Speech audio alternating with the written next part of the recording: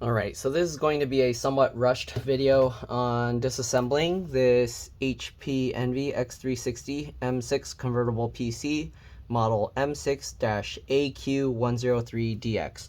Right, so this laptop's going really slow. The hard drive is going to be upgraded to an SSD. I actually already cloned the drive, so if you need help figuring that out, just let me know and I will send you a video. We're going to be using a T5 or Torx 5 screwdriver to remove all the screws from the bottom, as well as I believe a JS1 or PH1 screwdriver. Keep all the screws in order. I do that by putting flat side down like that on my desk in the pattern I remove them. So we got 2 in the middle here, and then we got 4 at the bottom. I have a feeling there's going to be hidden screws under here and possibly under these, but not 100% sure if these corner ones will have screws. Anyways, let's go ahead and remove all these screws. I told the customer I'd be able to finish within half an hour. Hopefully that's the case because I did pre-clone the SSD. They wanted to try it with the regular hard drive first, but it was super slow.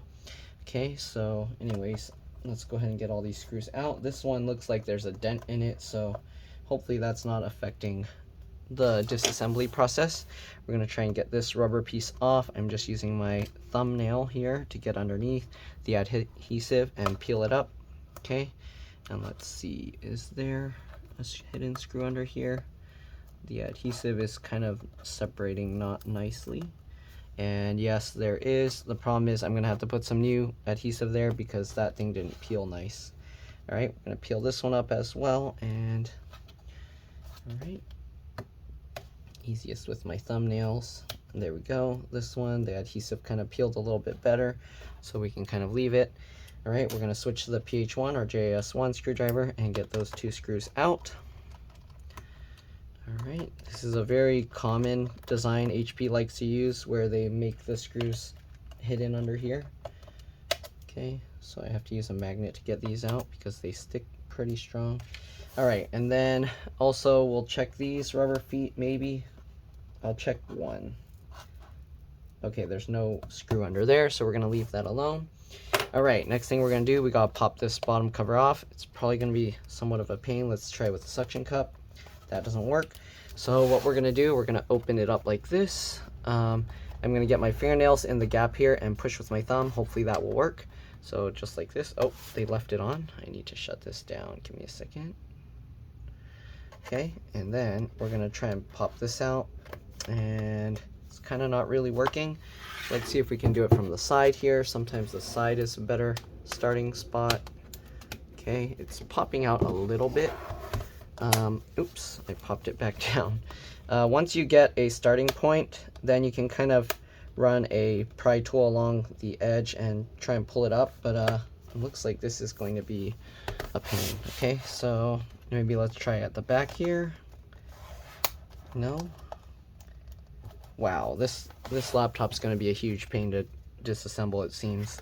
All right, let's go ahead and try again. I'm going to face it down this way. Maybe that helps. You want to be careful not to put pressure on the palm rest. Okay, so I'm skipping over that side, and we're going to go over here. It's not working. This thing opens 360, so we'll open it up a bit more, and let's go from the side. Okay, looks like the side is clicking. Be careful, you don't want to push on the keyboard and damage things that way. Okay, but we did get some of it open here, so let's flip it over and see. Try and keep this open. Get my fingernails in there. We're going to work our way over to the back here.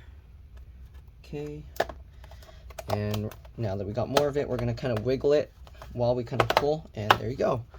It popped out pretty easily. There we go. After we got a little bit of it open, I'm going to clean this out because it is a bit dusty. All right, so I'm going to use a toothbrush, scrub it, and then use an electric air blower to clean it all up. Let me do that real quick, and I'll be back. Okay. Oh, this one, the screw mount's also broken. Excuse me. I'm going to have to use a little glue to kind of patch that up. Okay, because we don't want that coming out later. So I'm going to open this up. We'll put a little glue on this.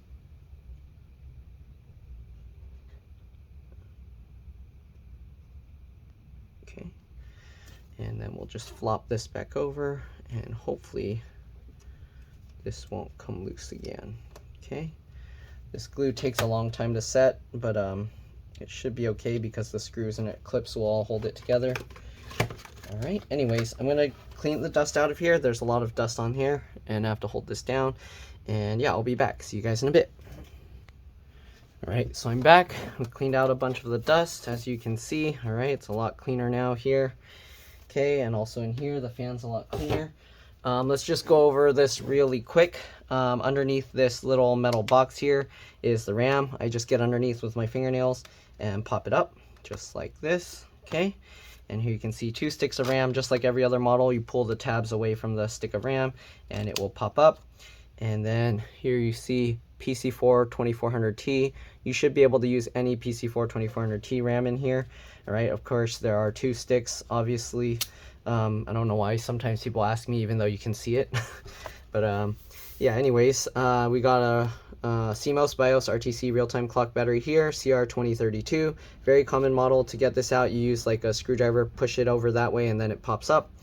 You got the battery connector here. If you're going to mess around with the LCD LVDS connector, this cable, or anything more intricate, you might want to disconnect this battery and then press and hold the power button for 15 seconds. Open up the laptop, press and hold the power button for at least 15 seconds to drain any residual power. Otherwise, if you move this cable, there's a very good chance you'll fry the backlight circuit or your screen or even the cables. All right. Battery model is right here, MB04XL. All right, if you need to replace it. There's also an HP spare part number here, 844204-850. It's not really clear, but there you go. Okay, the USB port board here with the power button, the volume buttons and the headphone jack are removable. So if you somehow break something on here, you can replace it, assuming you can find the parts. It should be relatively cheap. Fan is right here. It looks like there's 1 screw here, but I don't know, it might be attached to the heatsink. And the heatsink here's the CPU soldered to the motherboard. You can't upgrade or replace the motherboard or the CPU unless you replace the whole motherboard, and it has one. So yeah, usually it's not going to be worth upgrading the CPU on these kinds of computers.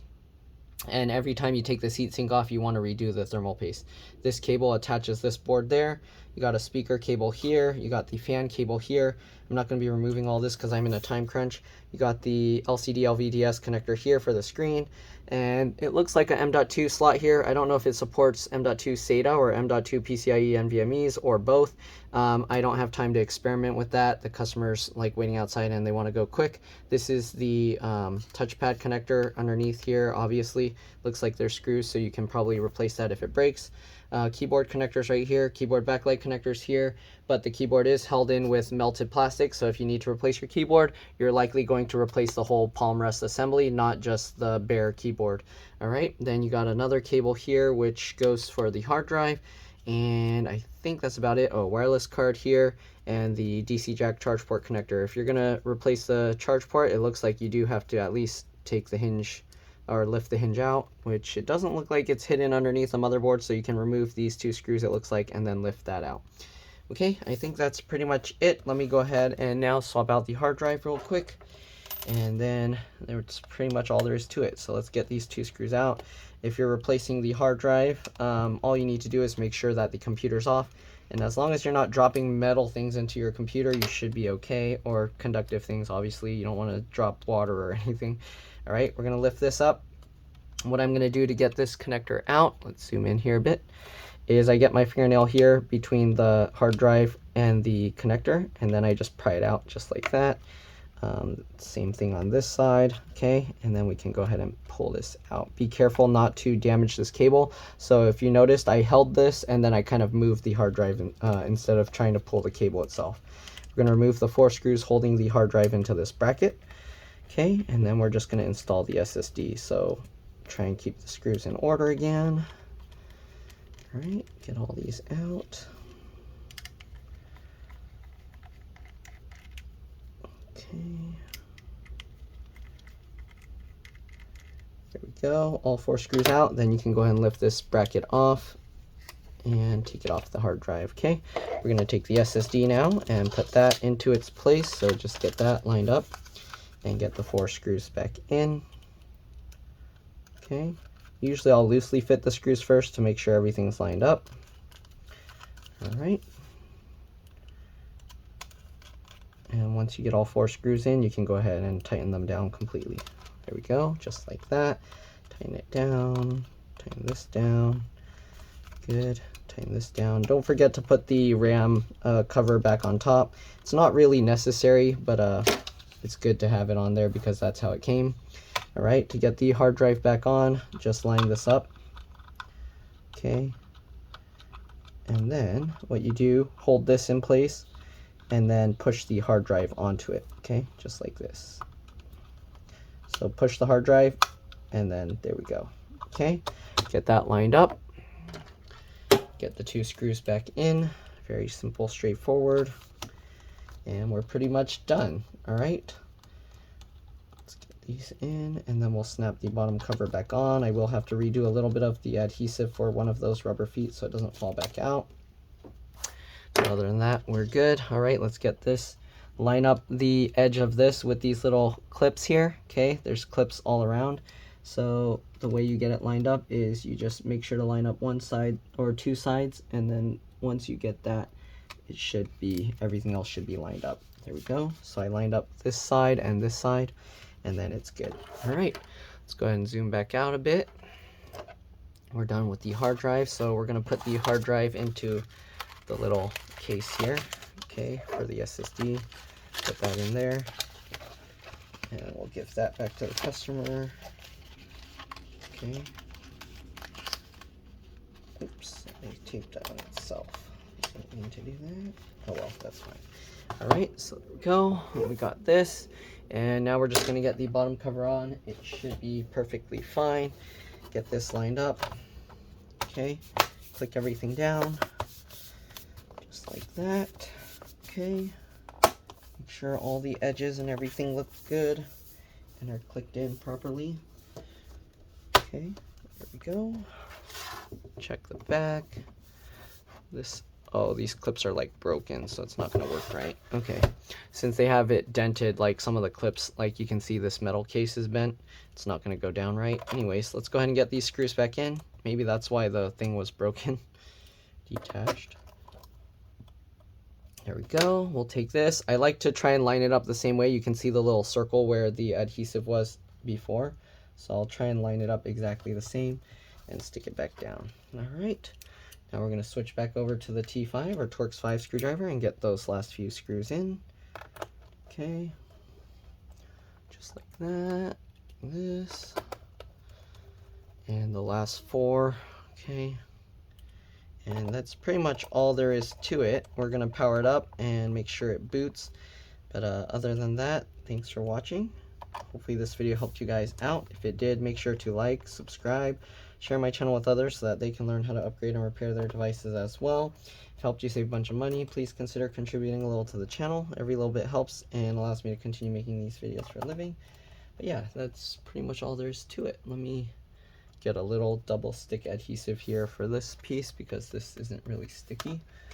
And we should be good to go. All right. So I'm just going to get, you can use any double stick adhesive. This is an acrylic double stick adhesive, but whatever you have should work as long as it sticks.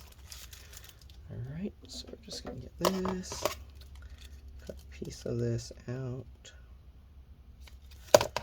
Okay, then we're just going to stick it in. Oh, that's too big. I'm going to cut the corners out. Hopefully that's enough of it. Is it gonna fit now? Kind of, sort of. There we go. All right, stick that down. We'll peel off the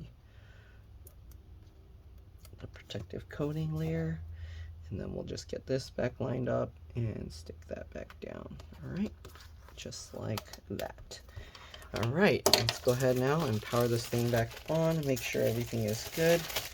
Should be good to go. Flip it over, open it up, power it on. Okay, you see the power light is on. I see the HP logo, and we should be good. It's loading, it's spinning there.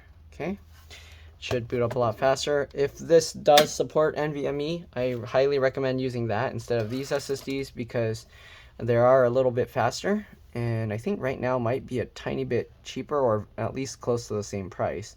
So yeah, anyways, that's pretty much it. Thanks for watching, and I'll see you all in the next one. Let's drop this. Bye.